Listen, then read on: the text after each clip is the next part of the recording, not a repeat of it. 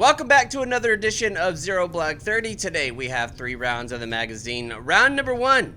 Congress sometimes care about the right things, and a lot of that is because what the VFW is doing along the way.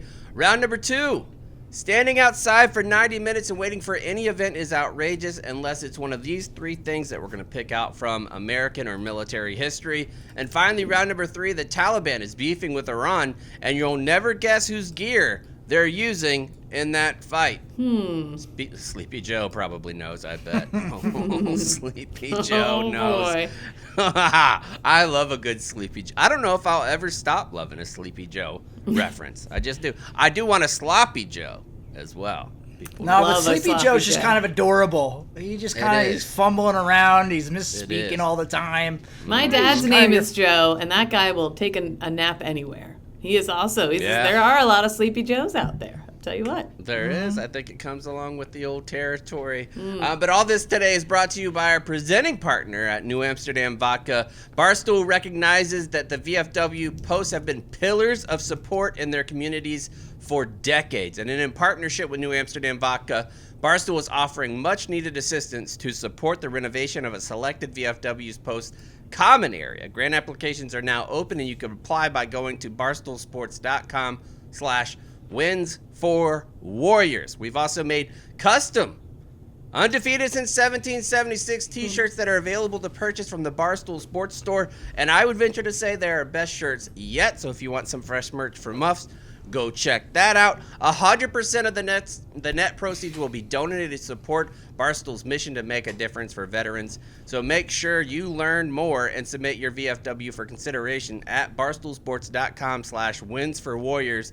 Again, the grant applications are now open. If you're involved with a VFW in your area and you want to get going with this grant, visit barstoolsports.com/wins4warriors to learn more or to submit your VFW for consideration. And that being said, because they are a presenting partner, when I first started working with the VFW, I thought this shit's for olds, right? Yes. Like that's like Absolutely. That's the perception I think a lot of us have. yeah, like your perceptions is it's the people in the hat, like the old school Garrison cap piss covers, walking around with whatever VFW, whatever number. They have some rank on it. I never know which rank it is. Is it an adjutant? What's an adjutant? What's commander? Who's higher? I have no idea. But as I've been going through with the VFW, I've learned that it's not just a place for crushing whiskeys, drinking some New Amsterdam vodka, ripping heaters on the inside. It is all of that. Don't get me wrong. They have that. And do you guys know of a VFW thing that they do around you that you think, well, I had no idea that they would do that kind of thing? Off the top of your head? Mine, for instance, mine. Well, Kansas I saw they had a comedy show the other night, and it's Kansas. Yeah, we did. Kansas chapter is all young people, and the other thing, the one that we helped fix up in Gladwin, PA, it's all service in the community, and it's all age ranges, and they do just so much helping other groups in the community that it's like, oh, this is like just a cool volunteer organization almost. Yeah. I viewed it kind of like going to the VFW is kind of like going to a birthday party as a parent, like of a kid that you don't know.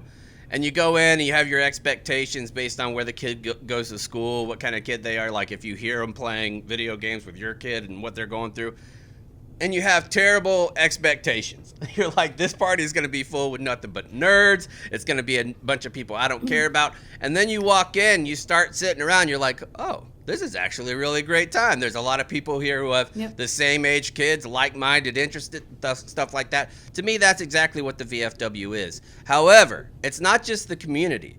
They're doing things for the community as well, which I think is even more important, probably on par with important with the camaraderie aspect. So I wanted to go through 4 in round number 1, 4 different things that the VFW is doing that even Cons, when he read it earlier, had no idea. I had no idea that they were doing this stuff. Big picture, the VFW was working on behalf of veterans, lobbying Congress, trying to improve things for veterans. I legit thought they were just the standalone locations where veterans came to hang out and be around other veterans. Had no idea about all the work they're doing. And like almost all the good things we have are a result of the VFW and their organizing power. Yeah, they're incredible.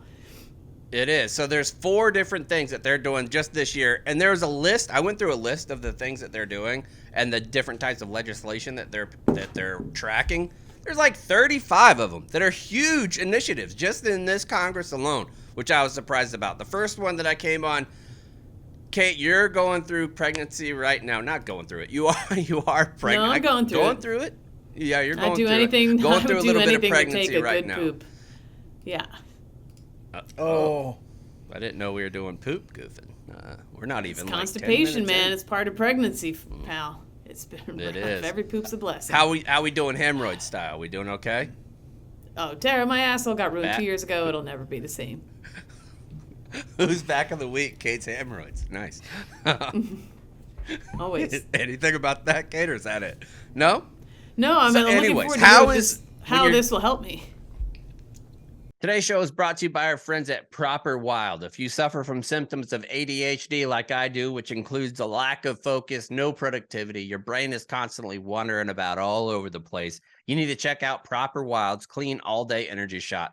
Proper Wild uses organic caffeine stacked with L-theanine, which has clinically been proven to boost your energy, focus, and productivity without those jitters or the crash. There's no preservatives, no artificial flavors, no horrible chemicals, just a natural tasting energy shot with clean ingredients that work. I've been going through buying a home, and every single thing, it feels like you're keeping up at night. You're constantly tired. You're talking with your spouse about what should we do if this happens? The inspection's going on, that. And the next thing you know, you got to wake up and do the whole thing again, and you need a little jolt in the morning. That's exactly what Proper Wild is. Go to properwild.com/barstool to try out Proper Wild for 30% off. No, it is going to help you. So when you're going through your appointments, how difficult is it for you to get one of those appointments? No, I mean, normally just because I'm an idiot and I'm not organized, it takes me a while. And sometimes there's my VA now is pretty good, but it's normally a couple weeks wait for anything that I need. Yeah. And even the appointment making process, like from what I know, even friends that have gone through it, they're like, dude, getting in the VA and doing these appointments, getting one lined up, it could take forever. You had those experience, Cons? Yeah. No, and it's not even just like getting the one appointment. It's like if you need something else and then they check their calendar for their availability and you're like, oh yeah, we can help you with that in 3 weeks. And, thankfully I'm mostly okay. But if there was a serious need that I needed immediate attention, 3 weeks isn't going to cut it. No, definitely not. And that now, so one of the things that they're trying to pass is called HR 41, House Resolution 41. This bill would require the Department of Veteran Affairs to ensure that when a veteran is enrolled in the VA healthcare system, and you contact the VA by phone, you don't get off the phone until you have an appointment. Like, they will get you an appointment no matter what if you're calling. I think that's incredible. Like, the difference there, because I've called like the dentist and they'll be like, oh, we don't have any spots for 4 months. They not only will call and get you an appointment, but they'll get one if it's outside of your area. If you're able to go, they'll find you the fastest appointment that you can get into. I think that's incredible. That's a big huge, change. and especially because if you're somebody like me who struggles with mental health from time to time, being told there's nothing we can do right now, call back later. Guess what? I'm never calling back. Never. And then things start to pile up more and more and more and more, and you get even worse. And so that is huge to have somebody make sure we're not getting off the phone until we have something set for you. And we can find you something sooner. Yeah. Even making that first phone call about mental health stuff is very, very difficult. Like getting to the point where you're like, I need help in this. And you get yourself kind of over that cusp of making the call and then to not have any response. It feels like there was a viral video that went down a couple weeks ago. Saw that. And the guy was in his truck he was in tears talking about how he couldn't get the help that he needed, that all he wanted was his help. This is the type of legislation that helps that. Like he got out of there, didn't have an appointment, didn't see any end in sight really. So he was just broken down. I feel like these they don't people care. that are strong. Yeah. And now it feels like if this legislation goes through, it's a completely different scenario because they would by law have to give you an appointment. That's one thing that the House is trying to do. The second one is called Gerard's Law Act, and this bill will require the Department of Veteran Affairs to apply to provide burial and funeral allowance for a veteran who dies from a non-service connected disability in a home or setting that the veteran was receiving VA or hospice care. I think a lot of times when you're 40s, 30s like you guys are, you're not really thinking about end of life shit that much, right? Like, I've never looked into what kind of home I would want to be in if, God forbid, I needed to do that type of thing.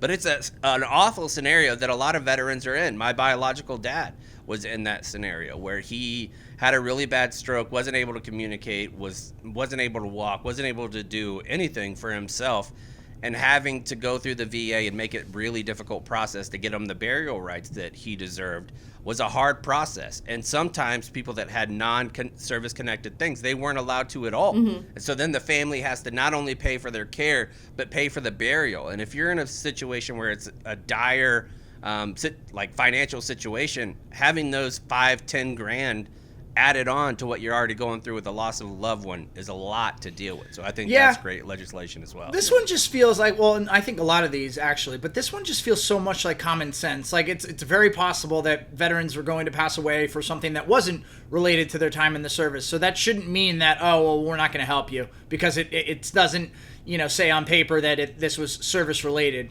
So I think this is fantastic. And it's specifically for veterans who are currently in VA hospice care, whether they're in a VA nursing home or what. So if you're not, different story. But if you are, and in high school, I volunteered at our local VA hospital it was in the hospice and like the hospice and dementia ward.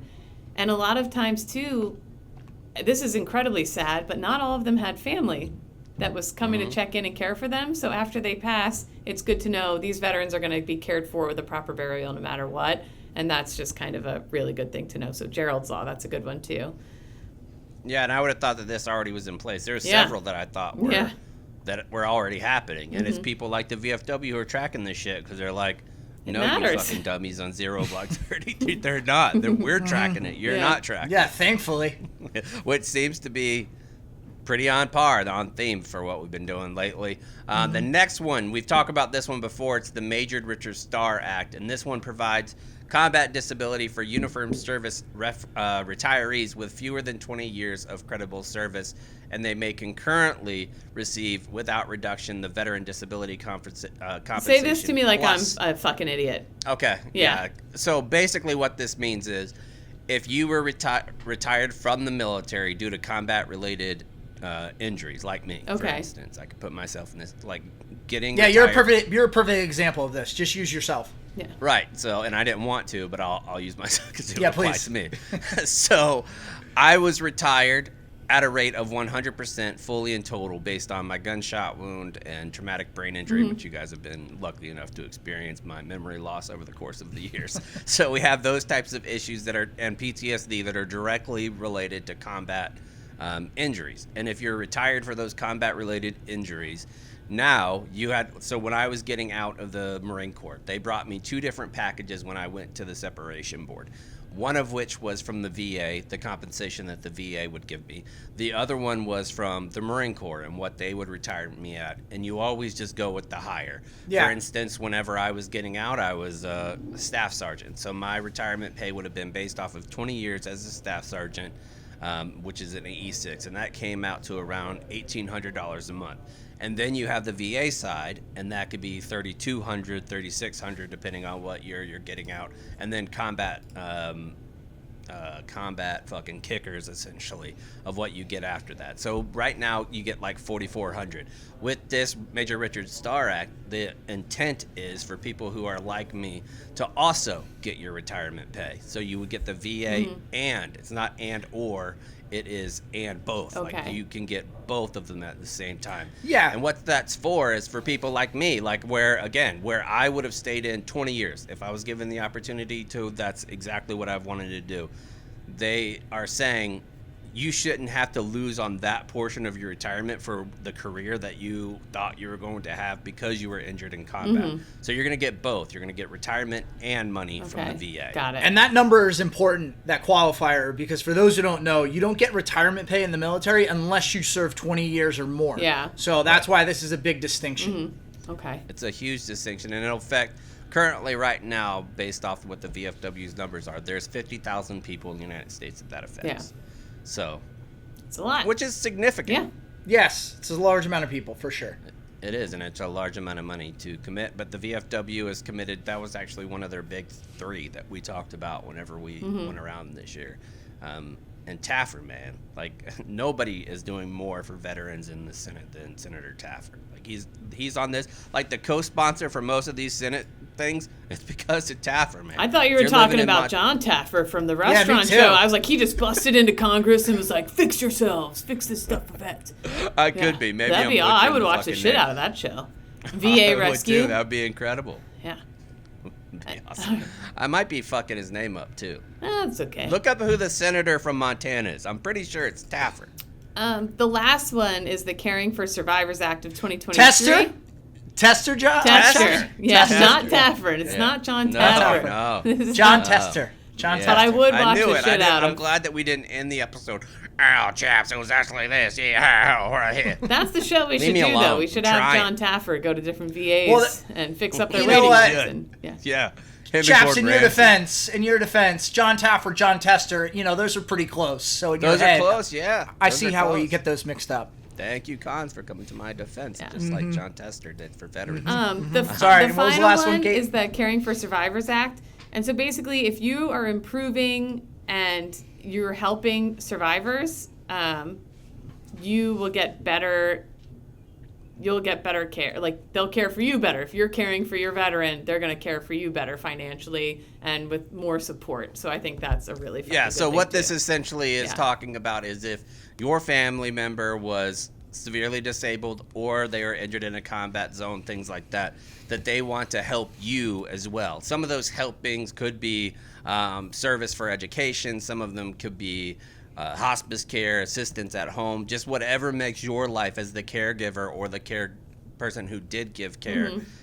They want to help you too, because you deserve that. Like, you put, a lot of times spouses get put on the hook if somebody is severely disabled or they're severely injured in combat or non-combat related. It falls on their spouse to kind of take care of them, right? Like if you came home and even in a New York accident, like if you were amputee, if you lost your foot, it would be Alex that's taking care of you a lot. Right. Same thing with me and Annalise. Like, she would be, God forbid she had to do that, because I would whine. Oh my God, I would whine, dude. No, caregivers are so very vital to the veteran community, and it's very, very prevalent. And speaking of senators, the Elizabeth Dole Foundation, Senator Elizabeth Dole, is focused on supporting caregivers. So it's a very big. That was another one in the list of the 35 or whatever that I saw, and that was just 35 off the front page. They're doing so much more. So I wanted to give a little bit of a landscape of what the VFW is doing. It's not just hanging out. So because they're doing so many things, we want to help out those who are hanging out, because that's a big part of it too. So if you are involved with the VFW, we really want you to go to barstoolsports.com/winsforwarriors to see if your organization, your local chapter, qualifies for a grant. We really want to do this. We've been talking, we've been talking about this, for like a few years 2 now. years? Because look, fixing up Kansas VFW brought in the younger generation. You still have the older generation there too, but like, fixing up the common areas does make a difference. Making things more habitable for everybody brings in more people. Again, to bring up that Gladwin, they got a ton of new members once everything was fixed up, because people want to be there. They want to hang out there. So it's awesome that New Amsterdam is going to work to fix up and listen, I'm going to speak something into existence, I think, right now. Speaking of John Taffer, maybe we get John Taffer involved, and he helps with the renovation in terms of like the design and the eye for everything. I don't know. We have some folks that I know that have done things with him in the past. I don't know. Maybe we'll reach out to John Taffer and he'll come help too. We'll see. Gordon Ramsay's too big of a coward to try to make really fancy MRE meals. He won't come on and try to cook a chicken tetrazzini. He won't. John Taffer, I'm asking for your help. There we go. All right, let's go on to round number 2. Today's show is also brought to you by Omaha Steaks. With Father's Day coming right around the corner, the Father's Day experts at Omaha Steaks have made it easy to put a smile on the big guy's face this summer with hand-selected packages. Packages can include the delicious fork tender bacon wrap filet mignons, or an unbelievable gourmet grillable like an air-chilled boneless chicken breast. We got burgers, jumbo franks, and many more favorites. And don't forget to save room for desserts. Most gift package comes with 4 delicious caramel apple tartlets. I am getting hungry just thinking about it, folks. And with Omaha Steaks, you're giving the gift of the best beef in the world. Not only are their steaks naturally aged for ultimate tenderness, juiciness, and flavor, but Omaha Steaks is 5 generations of a family-owned expertise. That means uncompromising quality you can trust. This Father's Day, show them the love with the only gift that's unforgettable as he is, the mouth-watering perfection of Omaha Steaks. From perfectly aged, oh so tender steaks to hand-selected gift packages, Omaha Steaks make it easy to give Dad what he really wants. Order today and get $30 off with promo code ZERO, and every purchase is backed by their unconditional 100% money-back guarantees. Minimum order may be required. See the site for details. Cons, you were down at the shore this weekend, and you saw some things that you just did not like. Well, as I'm getting older and up there in age, my experiences down the shore have changed, and one of those things that has changed is I don't spend as much time in bars as I used to, which is, great. I'm very happy spending time with my lovely wife, with family and friends, and not going to bars. But one thing we like to do, especially on holiday weekends, is drive around down the shore and just look at the lines now that have somehow popped up in the last few years. And this is not like me just having, happy memories. I'm telling you, we didn't wait in lines, not because we were like, oh, cool, we got to skip lines. There just weren't lines at all of these popular bars down the shore the way there are now. And I was like, I need somebody waiting in this line to explain to me why you're willing to wait 90 minutes, sometimes 2 hours. So you're just sober, standing outside, waiting in a line. No bar, and my tweet, I said it was like, no bar in the history of bars is worth waiting 90 minutes to 2 hours to get into. And to by the time you get in there, be nut to butt and have to wait another 30 minutes every time you want a beer. Like, no way, man. I'm trying to get hammered. I'd rather just go drink behind a 7-Eleven. No, me too. Right. There's so many other options to do. And Alex, she made a pretty astute observation. It's not even necessarily about going to the bar. It's being able to post on your social media that you were at that bar. Right. And you were there. But it's intentionally going to SIF and waiting in line to turn in a flak jacket, except maybe we'll get late at the end. No, but it didn't make sense to me that I don't understand. That was pretty deep cut there. But waiting 2 hours to get inside anywhere. If you're only listening to audio, you gotta switch the video. So, because Kate, when she says some things, sometimes she just puts her head down and shakes it. That was a good moment. Yeah. Anyway. Yeah, so that's what's going. Con did make that point that you don't stand out. And I've long said that the only thing that I would wait in line for 2 hours would probably be something devastating, like the crucifixion or something like that. Something that was very, very important that you wanted to be a witness of, that you could say, hey, I was there. I was at the game where Manny Ramirez hit his 500th home run. I was there. Oh, so that was fun. Fancy. But I wanted to play a little game, or ask not the folks really, but Kate and Cons, if they had to wait for 90 minutes to 2 hours to go to any single event in U.S. history or be a part of any conversation, which ones would they be? Cons, we're going to start with you. First up, you can be in any conversation, American or military history. Which one is it? Okay. I'll just say this one because I think at least Chaps, you might have this on your list too. But I would wait 90 minutes to 2 hours in line if that meant I could be in the Situation Room during the Bin Laden raid. Yeah. I was going to have that one on there, but I didn't because I knew Cons was going to have that. Yeah, so I wanted to be able to talk to about 9 different things instead of 8. Yeah, I think that one would just be so intense. Certainly knowing the outcome now obviously makes it that much more intense and enjoyable from a perspective of just being there, a fly on the wall and watching. But I think that'd be a really cool room to be in. Yeah, that would be a good one. Anyway, who's next? Me. Okay, looked like she was gonna say. Yeah, I'm ready to go.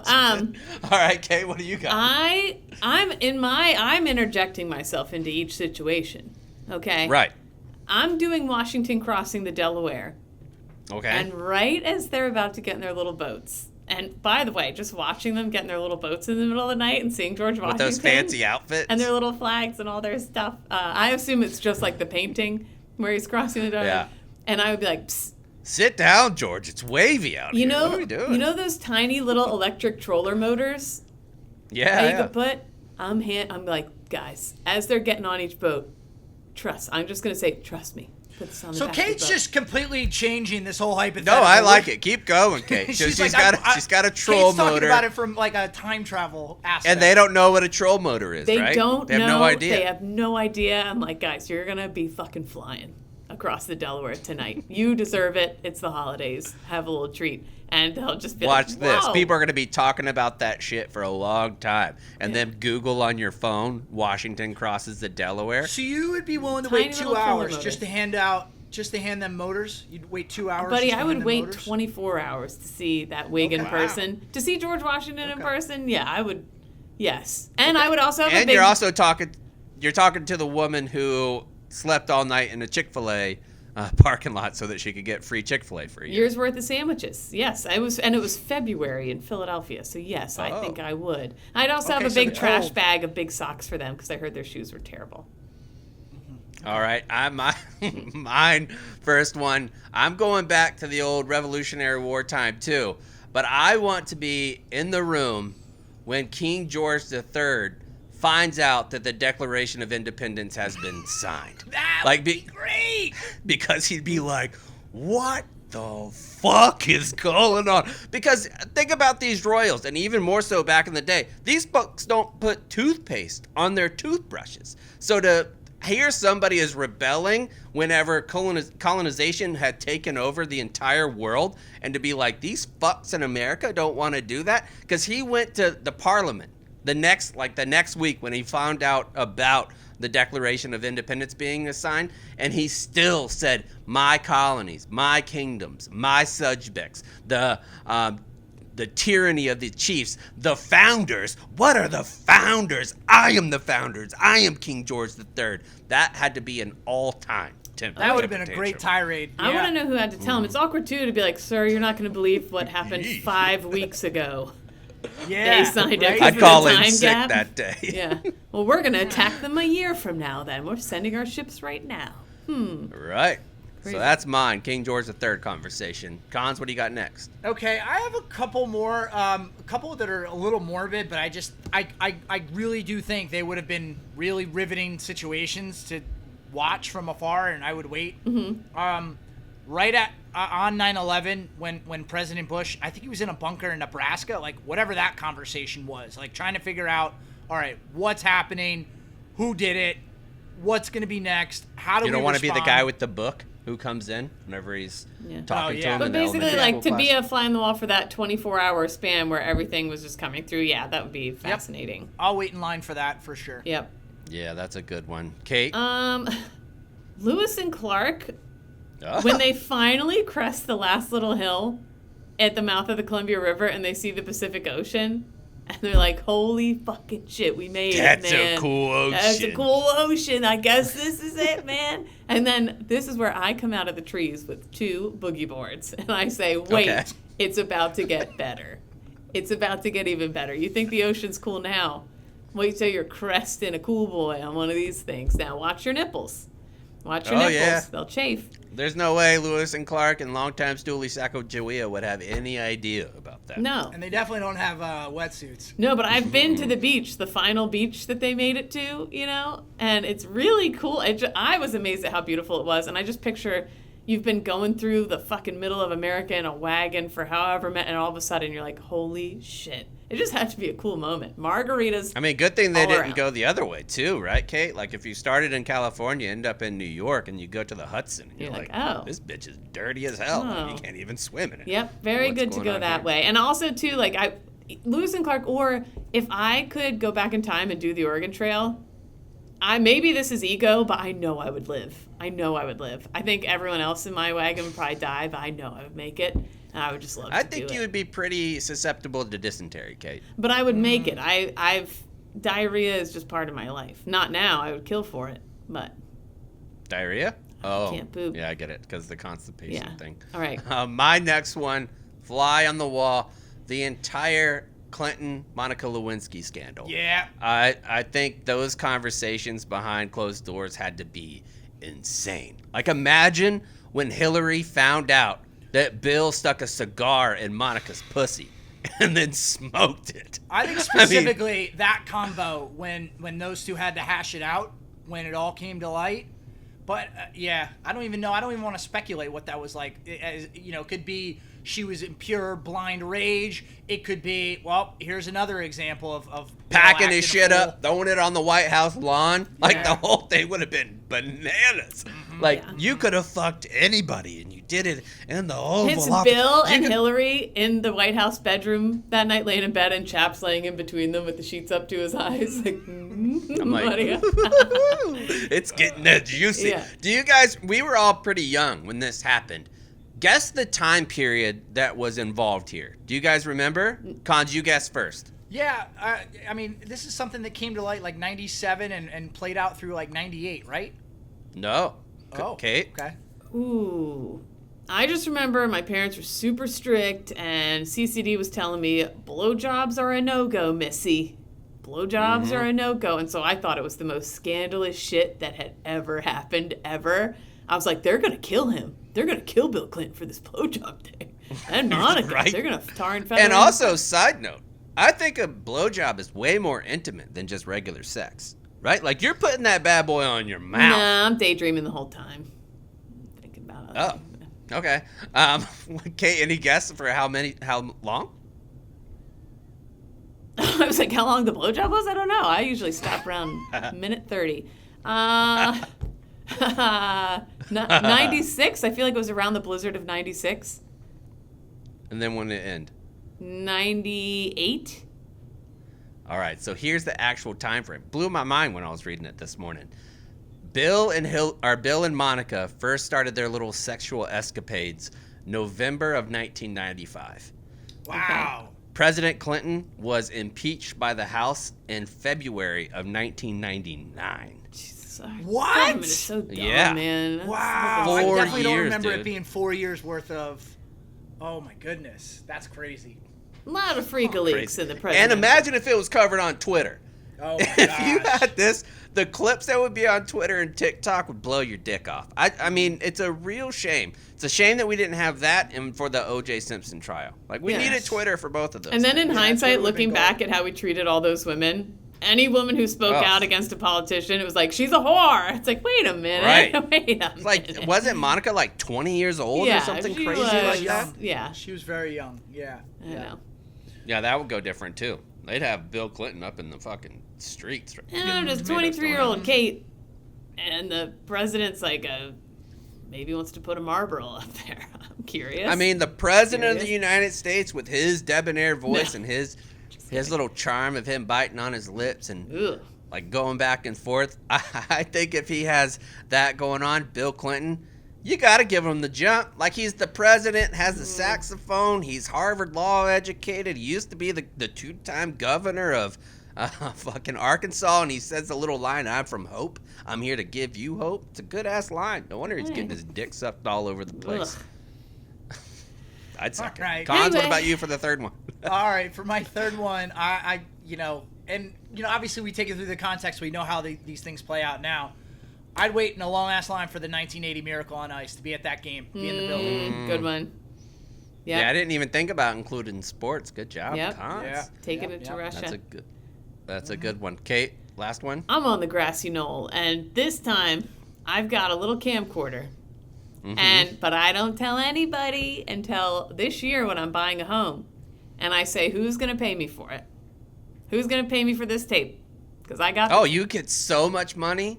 Yeah, exactly. Imagine how much Fuck Jerry would pay to have the rights to that. Exactly. So, just an enormous sum. Or Mr. Beast, one of those folks have it. You'd be. And actually, I'd be the only one who knew. So I would get there super early. I would have my blanket at the tip of the knoll. Tip of the knoll. Little hidden camera ready to go. Maybe I would. You could come in with your. Go ahead. Well, I feel like in hindsight, maybe I should be like, Duck. Yeah. But, so maybe I'm going to poke a hole in this one, though. I'm going to poke a hole. There wasn't even a line to get in there then.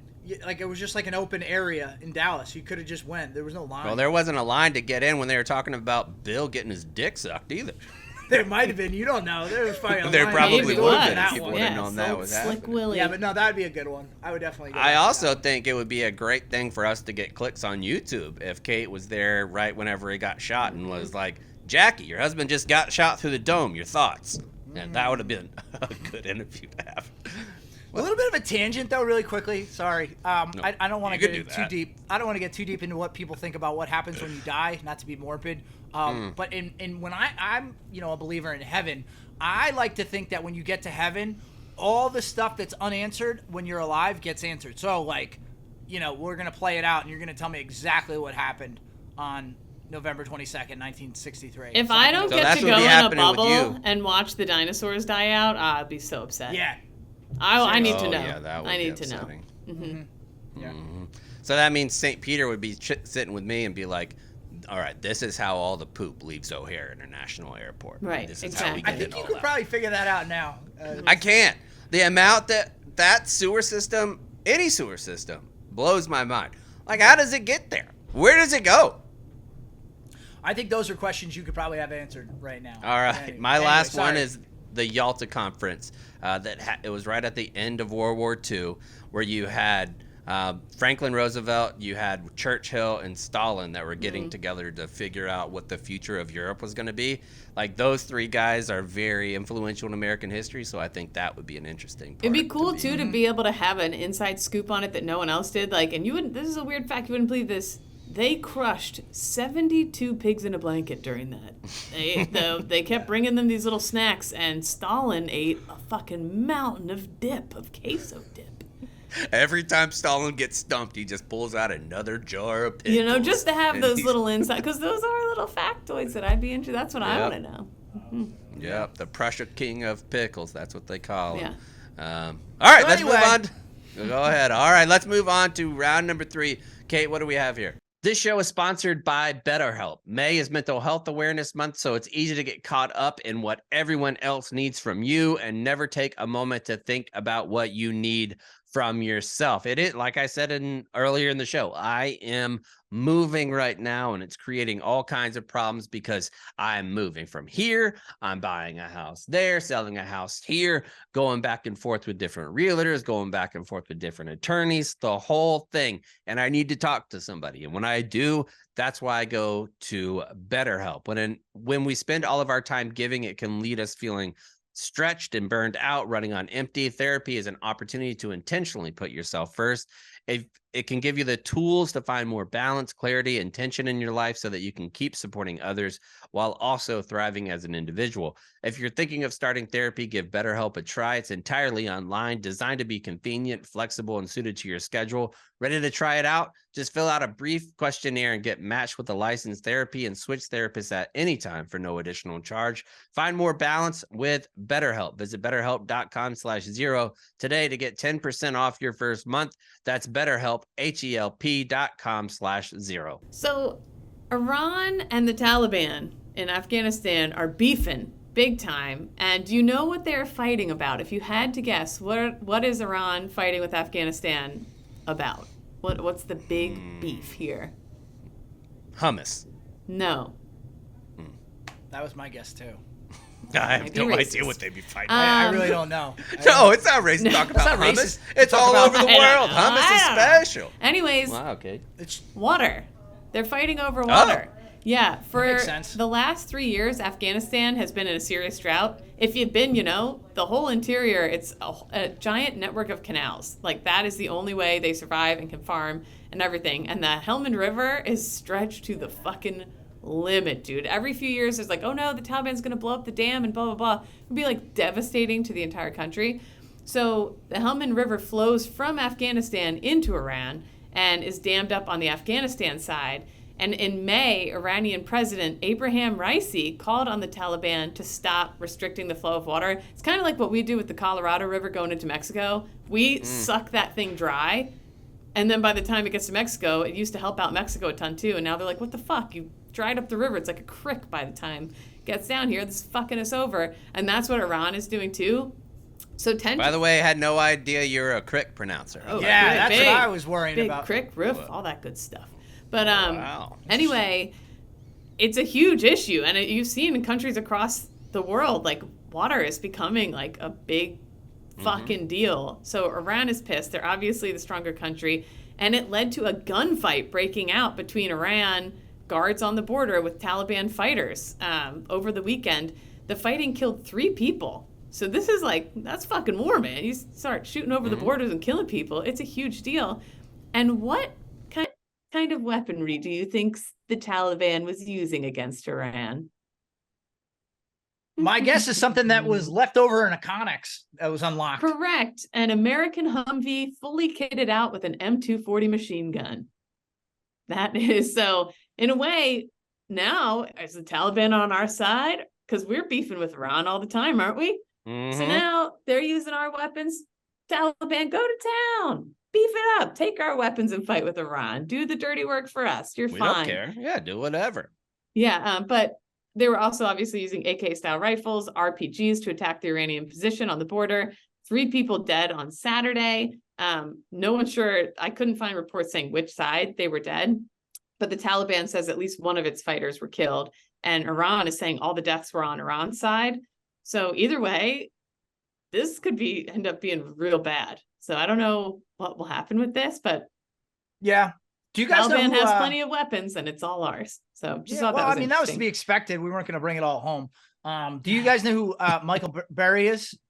The guy who, Michael Berry, the guy who predicted, the housing market crash. Oh, yeah. Yes. Yeah. And then I follow his stock picks and they stink. Well, you got to just be patient, I think, because he said the next bubble is water. So kind of in line with this story that water is, I think we take it for granted here because we all just have it readily available, and it's just not. Going to be causing some I don't understand how you run out of water. Honestly, I don't. Like if you have the 3 phases of life and you have your evaporation, you have your whatever the other 2 is. Yeah, how the fuck do you lose it? How do you run out of fresh water is the question. Well, it should. Right. I mean, shouldn't it? If the weather doesn't bring enough snow and rain across the lands, then it's not usable. Really, it's like because it's like buckets for like 75% of the earth being covered by water, but it's not. And as the weather pattern changes, maybe only certain countries are getting that fresh water that they need, and other countries are relying on the rivers, and it's not. Blah blah. It's a whole thing. Geez. Read a book. Read a book. I don't like it. I think that we should have endless water, and it doesn't make a whole lot of sense to me. Also, why don't we just build a bunch of humidifiers? Like if I can pull out like a couple ounces out of my office every day because it's so humid. Why can't you just take big humidifiers in like Louisiana and get up all that water? That's a good point. Great point. All right, let's move on to some safe rounds and alibis. Kate, today we'll start with you. Gosh, I was out all last week in Myrtle Beach with Pat's family, my baby dad's family. And we rented a house down there because his parents lived down there. So his brother and sister and all their kids and their friends all came. And we proceeded to have the only bad weather in the entire country for the entire time. Like 40-mile-an-hour winds, intense rainfall, nonstop the entire time. And if you've ever been in a beach house with an extended family, notably children under 12, my God. No, it was great to see them. It was great to, Cash didn't know the difference. He's 2. So he was like having a blast because there were stairs in the house. Like he didn't give a fuck. And we still went out in the rain every day to the beach and like poked at jellyfish with sticks and all kinds of shit. So that was fun.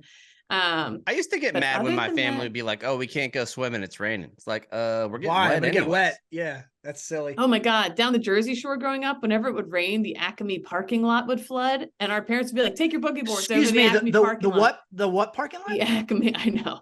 There's no end in there. But like we used to like play in like probably poopy water a lot. That's fine. Okay. Yeah. Anyway, that's my save round. That was it. But glad to be back. Memorial Day, went to a little parade in town. Our town had a little, I stumble upon these parades in my town. I never know they're happening, and I just stumble upon them. Cash and I were going to buy a donut, and there were people with flags standing on the sidewalk. I said, "What's this?"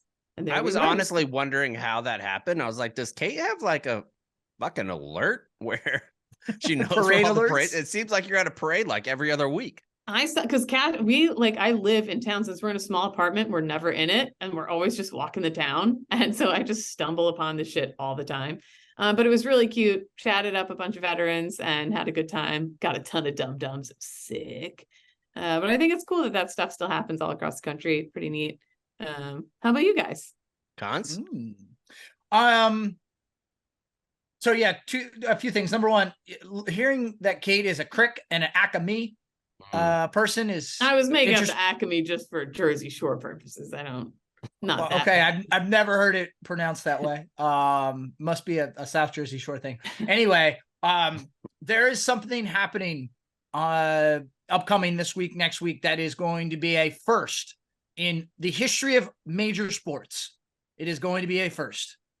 So the two teams facing off in the NHL Stanley Cup Finals, the Panthers and the Golden Knights, both owners, West Point graduates. No finals in any major sport has had two owners from the same school face off with their teams facing off against one another. First time ever. That's a good fun fact. Even I admit it. I admit it. Yep. Like so, shout to Vinny Viola and Bill Foley. Interesting. Vinny Viola. My money's on that guy. Yeah, it's a great name. Yeah. Mm-hmm. And then, I have a major gripe that I have to put out there right now. Okay. And it is directly learning. We're on the precipice of kicking rocks. Wow. And this is directed 1000% at our colleague, PFT. Okay. Okay. Oh. We have been asking, pleading even for a ride by the Blue Angels or Thunderbirds. We've wanted for, how long has our show been going on now, Chap? Almost 7 years. Yeah. 7 years we've been asking for a ride in a jet. I even said I'd say nice things about the Air Force and the Navy if they gave us a ride. 7 years we've been asking nicely. PFT got lined up to be in an F-18 with the Blue Angels, and he just blew it off. He's like, oh, I got to go close on my house. Dude. Priorities. Prioritize better. These sorts of rides are not a dime a dozen. I think he's a little too big. Thousands of people close every day on a house. There's only 6 or 7 that get to go up a day in a Blue Angel. I cannot believe, I'm disgusted that he passed on this after as much as we've been wanting to do that. Or that he didn't think to give you a wig and sunglasses and send you as him. Yeah, like reach out, dude. Like, hey, I know you've been wanting to do this for a long time. So I'm just, right now, I want PFT to be on notice. I'm not happy with him. Mm-hmm. I'm going to take that tough. For me, this week I got to go with Roan. Roan came with me to the Patrol Base Abate Gala. It was an awesome event. Like hanging out with all kinds of folks, Tom Schumann and a bunch of other people that were there as well. It was a great time. I saw you were wearing sneakers in your suit. I was, and looked good. Got many compliments on it. By a bunch of people who don't know. By a bunch of people who are fancy boys like you, like some guy. They were like, "Whoa, you look so much more comfortable," and it's a good look. For me to argue, but I mean, you have to admit, I've been in sports coats a lot this year, way more than in years past. I think combined this year more than like the 6 previous years I've known you. Yeah, I would say that's probably accurate. Anyway, so I was at this gala. And Tom Schumann, who was leading it and like talking about the organization because he is the founder, and he ended his speech with a toast where instead of giving like a long toast himself, he said that he wanted to do a toast where you said the name of a fallen service members who you were friends with or acquainted with. And of course, you guys know I went with Chris Diaz, like who was my best friend. He was killed in Afghanistan. And I said his name. Well, about 5 minutes later, Ron and I were sitting there eating our delicious fish and having some key lime pie. And a guy comes up to me and he was like, "Hey, was it you that said Chris Diaz?" And I was like, "Yeah." And he was like, "I was actually in the recon platoon the day that he was killed. I was there on the task force that we went on. I was a couple people behind the door on him." And I was really like blown away that's how it went down. So he was like, eventually I became really good friends with the Diaz family and with his brother, Jeremy. And I was like, "Really?" And he was like, "Yeah, just a couple weeks ago, I was in Italy with Jeremy and his family. I was the best man in Jeremy's wedding." And I was like, "What?" Like, talk about small world. So then I went outside and he was like, "Come with me." So I went outside. We FaceTimed Jeremy. I got to talk to how Jeremy was, how Chris's kids were doing. Gave me the contact to his mom and dad again that I had lost when I switched phones. Like all these different connections at a place where we're going to 4 connections, 4 military people. It was unbelievable, the coincidence that happened that night. And it was one of those things, you know, like sometimes I look forward to Memorial Day, sometimes I don't. It was one of those things that it was like, this is the reason why we do it. Like it's this brotherhood right here that will never, ever be replicated in whatever job that you have. Like knowing that somebody was there. And we were in the hallway, we were having a couple drinks, and he was telling me some of his favorite DS stories. I was telling him some of mine. And I thought in that moment in the Harvard Club in New York City, it was the perfect example of what Memorial Day should be. Yeah. Honoring the legacy, talking about funny moments instead of just the heroic shit, because everybody views somebody who's KIA as some last action hero, when in fact they were normal people who went to do an abnormal job and had abnormal effects of that job. And now it's time for us to bring things back to a normalcy and talk about them like they were normal people, because they 1,000% were. So I was just very, very thankful to be in the room with that guy. Got his number, gonna try to get together with him again, share more stories. I think it was just incredible. That's very cool. I saw you tweeted that last night, and I thought that was cool. I didn't realize some of the other details. Do you guys think that happens more often in the Marines just because it's the smallest branch? No, I think when there's loss, the bonds and things connected there, I think every branch looks out for. No, I just mean like the likelihood that you would know someone you run into say it is small. I think it depends on like MOS. Like the dog handler MOS is just so small across. And because I taught and like was a kennel master and shit like that, I'm gonna know more people.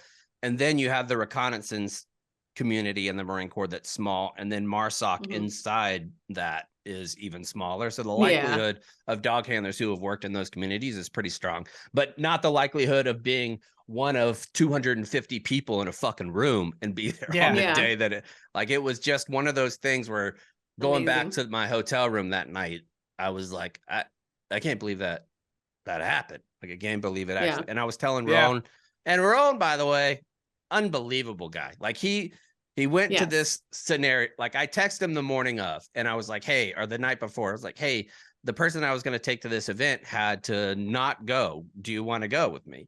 And he was within 10 seconds. He was like, absolutely. And he went, he sat there, and to be a civilian person in a room full of Marines, and not just, but like combat Marines who have done significant shit in combat, is not an easy thing to do.